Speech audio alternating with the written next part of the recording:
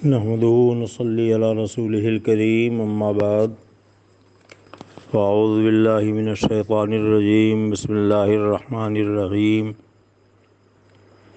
ان الله يحب المحسنين صدق الله العلي العظيم وصدق رسوله النبي الامين الكريم ونحن على ذلك لمن الشاهدين والشاكرين والحمد لله رب العالمين۔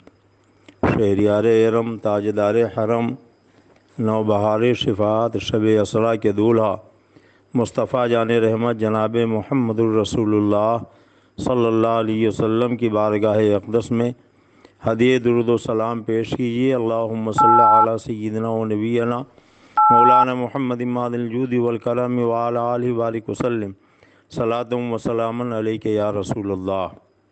حضرات، اس وقت کرونا وائرس کی وجہ سے تقریباً پوری دنیا میں لاک ڈاؤن چل رہا ہے۔ حد تو یہ ہے کہ ہم مسجدوں میں نماز پڑھنے کے لیے بھی نہیں جا سکتے۔ قلیل جماعت کے ساتھ اذان اور جماعت کے ساتھ مسجدیں آباد ہیں۔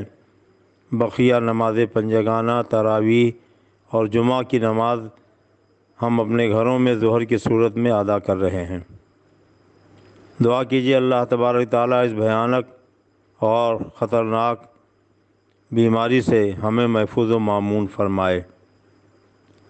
اس بھیانک بیماری کی وجہ سے پوری دنیا پریشان ہے۔ کتنے لوگ ہیں کاروبار بند ہونے کی وجہ سے جن کی زندگی موت سے بدتر ہوتی جا رہی ہے۔ کیسے کیسے ایسے ویسے ہو گئے، ایسے ویسے کیسے کیسے ہو گئے۔ کل تک جو لوگ صدقات و خیرات کیا کرتے تھے آج وہ خود ضرورت مند ہو گئے، پریشان حال ہیں۔ میں نے خطبہ مسنہ کے بعد قرآن مقدس کی آیت پڑھی۔ ہمارا آپ کا پروردگار فرماتا ہے ان اللہ یحب المحسنین، بے شک اللہ تعالیٰ اچھے کام کرنے والوں کو پسند فرماتا ہے۔ ایک اور مقام پر اللہ تبارک تعالیٰ ارشاد فرماتا ہے ان اللہ لا یضیع اجر المحسنین، بے شک اللہ اچھے کام کرنے والوں کا اجر کبھی ضائع نہیں کرتا۔ اس لیے اس مبارک موقع پر رمضان شریف کا برکت والا مہینہ ہے، اگر اللہ نے آپ کو کچھ استطاعت دی ہے تو آپ اپنی پاک حلال جائز کمائی کا کچھ حصہ غریبوں، محتاجوں اور ضرورت مندوں کے لیے نکالیں۔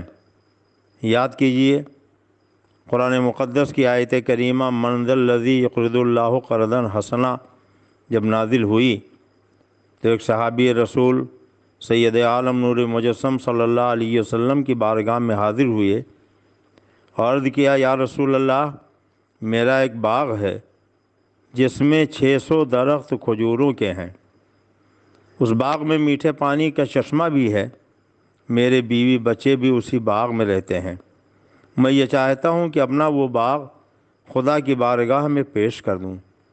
آقا کریم سید عالم صلی اللہ علیہ وسلم نے ارشاد فرمایا کہ میرے صحابی، میں نے قبول کر لیا۔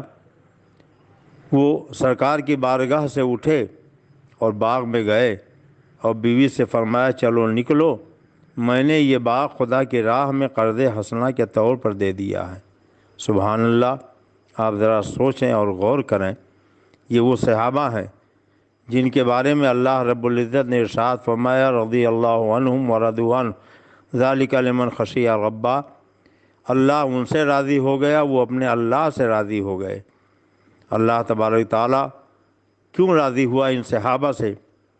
ان صحابی کی زندگی کو اگر آپ مشعل راہ بنا لیں تو دنیا میں بھی آپ کامیاب رہیں گے، آخرت میں بھی کامیاب رہیں گے۔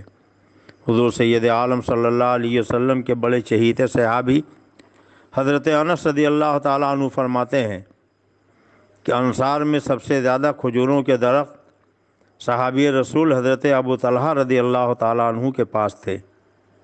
حضرت ابو طلحہ کا ایک باغ تھا جس کا نام بیر ہا تھا، ان کو وہ باغ بہت ہی زیادہ پسند تھا۔ یہ باغ مسجد نبوی شریف کے بالکل سامنے تھا۔ آقا کریم سید عالم صلی اللہ علیہ وسلم اکثر اس باغ میں تشریف لے جاتے اور اس کا باغ کے کنویں کا میٹھا پانی نوش فرماتے، جو بہت ہی زیادہ بہترین تھا۔ توحید نیٹ حضرت ورک سیدنا ابو طلحہ رضی اللہ تعالیٰ عنہ نے توحید نیٹ ورک آقا کریم صلی اللہ علیہ انٹرنیشنل وسلم سے عرض اسلامک کیا، یا یوٹیوب رسول اللہ، چینل۔ مجھے یہ باغ سب سے زیادہ پسند ہے، میں یہ چاہتا ہوں کہ اس کو خدا کی راہ میں صدقہ کر دوں۔ اللہ کے پیارے پیغمبر صلی اللہ علیہ وسلم نے قبول فرما لیا۔ آپ سوچئے، صحابہ کرام سید عالم صلی اللہ علیہ وسلم کی بارگاہ میں رہ کر کس قدر سخی بن گئے تھے۔ یاد کیجئے، ایک صحابی رسول فرماتے ہیں، ایک دن میں سرکار دو عالم صلی اللہ علیہ وسلم کی خدمت میں حاضر تھا، میں نے دیکھا باہر سے ایک قبیلہ کے کچھ لوگ آئے جو ننگے بدن تھے، ننگے پاؤں تھے، بہت بھوکے تھے۔ سرکار اقدس صلی اللہ علیہ وسلم اپنے کاشان اقدس میں تشریف لے گئے۔ غالباً ان لوگوں کے لیے کوئی چیز اندر سے لانا چاہتے تھے، مگر جب تشریف لے گئے تو شاید کوئی چیز ایسی نہ تھی جو اللہ کے پیارے حبیب صلی اللہ علیہ وسلم اس قافلہ کے لوگوں کے حوالے فرماتے۔ آپ باہر تشریف لائے، حضرت بلال سے فرمایا کہ ظہر کی اذان دو۔ حضرت بلال رضی اللہ تعالیٰ عنہ نے ظہر کی اذان دی۔ اللہ کے پیارے حبیب صلی اللہ علیہ وسلم نے نماز پڑھائی، اور نماز مکمل ہونے کے بعد منبر شریف پر سید عالم صلی اللہ علیہ وسلم تشریف لے گئے۔ اور غور سے سنو، اللہ کے پیارے محبوب سید عالم نے ارشاد فرمایا، اے میرے صحابہ، صدقہ کرو اس سے پہلے کہ صدقہ نہ کر سکو۔ اللہ کے رسول نے فرمایا کہ صدقہ کرو اس سے پہلے کہ تم صدقہ کرنے سے عاجز ہو جاؤ۔ پھر آقا دو عالم صلی اللہ علیہ وسلم نے ارشاد فرمایا، کوئی شخص جو بھی دے سکے، دینار دے سکے، درہم دے سکے، کپڑا دے سکے، گیہوں دے سکے، جو دے سکے، کھجور دے سکے، حتیٰ کہ کھجور کا ٹکڑا ہی دے دے، اگر وہ استطاعت ہے تو جو بھی توفیق ہو اتنا لا کر پیش کر دے۔ ایک انصاری صحابی اٹھے اور اپنے گھر گئے، تھوڑی دیر کے بعد واپس آئے تو ان کے ساتھ ایک تھیلا بھرا ہوا تھا جو ان سے اٹھتا بھی نہ تھا، بڑی مشکل سے اٹھا کر لائے، حضور کی خدمت اقدس میں پیش کیا۔ آقا کریم صلی اللہ علیہ وسلم نے اپنے سخی صحابی کا یہ حوصلہ دیکھا تو سید عالم صلی اللہ علیہ وسلم کے چہرے انور فرط مسرت سے چمکنے لگا۔ حضور اقدس صلی اللہ علیہ وسلم نے ارشاد فرمایا، سن لو، جو شخص بہتر طریقہ جاری کرے اس کو اس کا بھی ثواب ہے، اور جو اس پر عمل کریں گے ان کا بھی ثواب اس کو ہوگا، اس طرح کہ عمل کرنے والے کے ثواب میں کچھ کمی نہ ہوگی۔ اور آقا دو عالم صلی اللہ علیہ وسلم نے ارشاد فرمایا، اسی طرح اگر کوئی برا طریقہ جاری کرتا ہے تو اس کو اس کے گناہ تو ہوگا ہی، جتنے لوگ اس پر عمل کریں گے ان سب کا گناہ بھی اس کو ہوگا۔ اس لیے میرے عزیز محترم بھائیوں، میں آپ سے گزارش کروں گا کہ اس ماحول میں جب کہ ہمارے بہت سے بھائی بھوکے مر رہے ہیں، پیاسے مر رہے ہیں، کاروبار سب کا بند ہے، لاک ڈاؤن کی وجہ سے گھروں سے نکل نہیں سکتے ہیں، ضرورت ہے کہ آپ اپنے پڑوس میں دیکھیں، اعزاء اقربا میں دیکھیں، محلے میں دیکھیں، اپنی آبادیوں میں دیکھیں، اور اللہ نے جو آپ کو پاک حلال جائز کمائی دی ہے اس کا کچھ حصہ اپنے آس پڑوس کے لوگوں کے لیے بھی، ضرورت مندوں کے لیے بھی آپ نکالیں، انہیں پیش کریں۔ کہ آپ نے نہیں سنا کہ اللہ کے پیارے حبیب نے ارشاد فرمایا کہ جب تم اپنے چولہوں پر ہانڈیاں چڑھاؤ تو اس میں پانی زیادہ کر دو تاکہ کچھ شوربہ بڑھ جائے اور کچھ حصہ آپ اپنے پڑوس کے لیے بھی نکال کر پیش کر سکو۔ اگر اللہ تبارک تعالیٰ نے آپ کو توفیق دی ہے تو آپ اپنے مال کا کچھ حصہ غریبوں اور محتاجوں میں تقسیم کیجئے۔ یاد رکھیے، خدا کی راہ میں خرچ کرنے سے کبھی مال خرچ نہیں ہوتا۔ یاد کیجئے، ایک گھاس ہوتی ہے جسے برسین کہا جاتا ہے، برسین گھاس جانور کے کھلانے کے لیے کھیت میں دیہات کے لوگ بوتے ہیں اور کاٹ کاٹ کے لاتے رہتے ہیں، جانور کو کھلاتے رہتے ہیں۔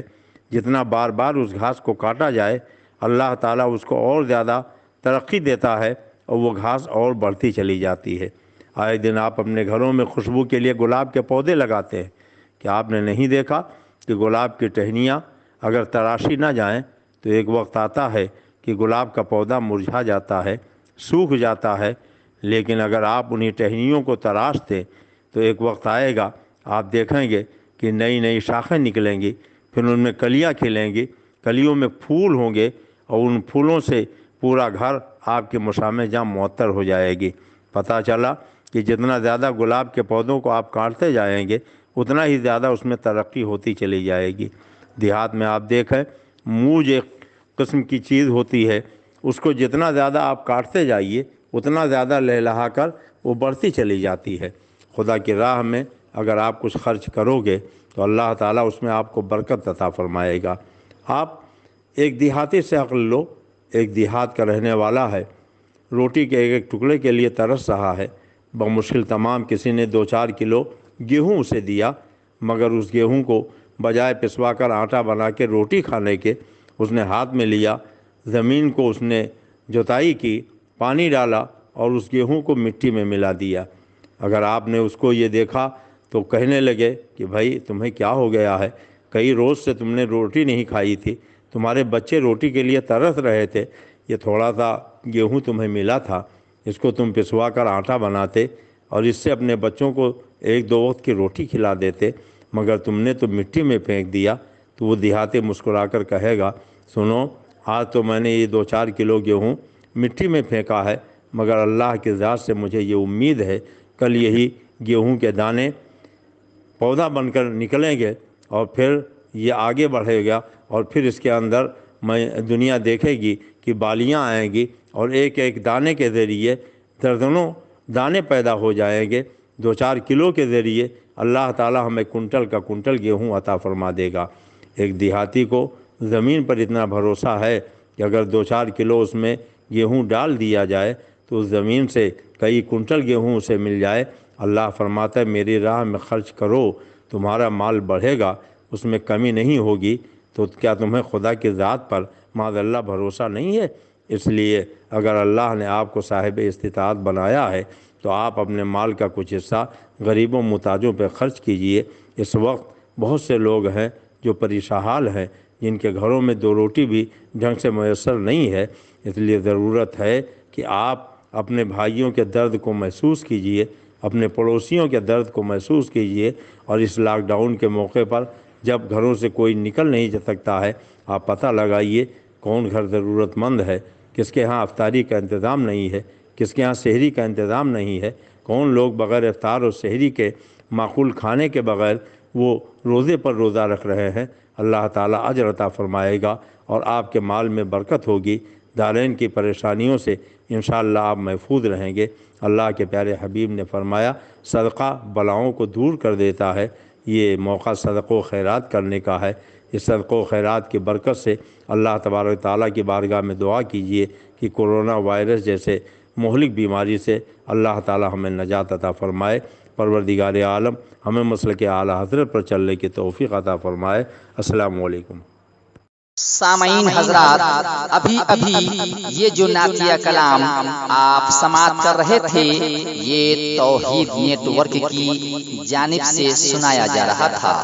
آپ بھی اپنے شہر کے جلسے ریکارڈنگ کرانے کے لیے رابطہ قائم کریں۔ توحید نیٹ ورک، موبائل نمبر 9967825444